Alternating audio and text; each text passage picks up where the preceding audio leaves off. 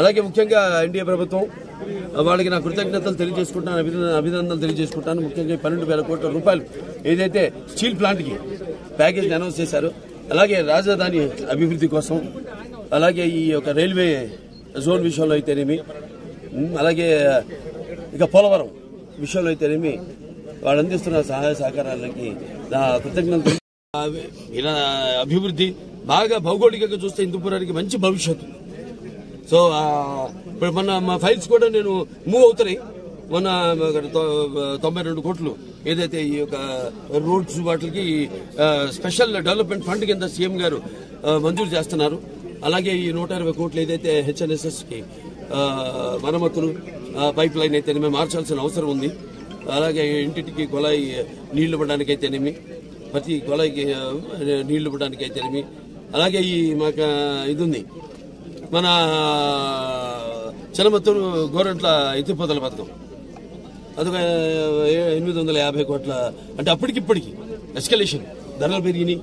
అప్పుడేమో ఇప్పుడు 550, ఇప్పుడు ఇవాళ 850 అయింది. అంటే పోయిన ప్రభుత్వం దాన్ని పట్టించుకోలేదు.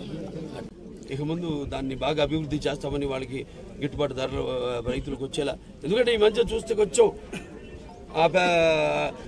పంట మీద ఎక్కువ శ్రద్ధ కనబరచట్లేదు రైతులు కూడా. అంటే వాళ్ళకి ఉన్నాయి ఇబ్బందులు ఉన్నాయి.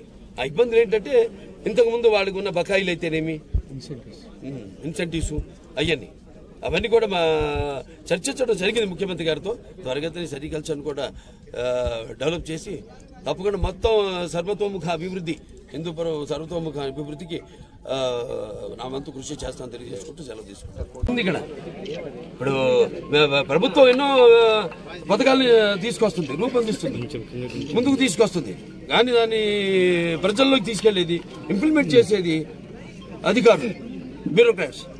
అంటే ఇక్కడ నేను అనేది ఏంటంటే ప్రభుత్వానికి బ్యూరోక్రాట్స్కి ఎటువంటి తేడా లేదు. అందరూ ప్రజల సేవ చేయడానికే.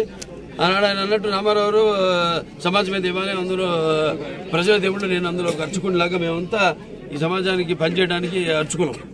సో నేను అప్పుడు అధికారంలో ఉన్నప్పుడు, ఫస్ట్ విభజన అయినప్పుడు రాష్ట్రం, తర్వాత అధికారం లేనప్పుడు కూడా వారెంతో సహకారాలు అందించారు నాకు.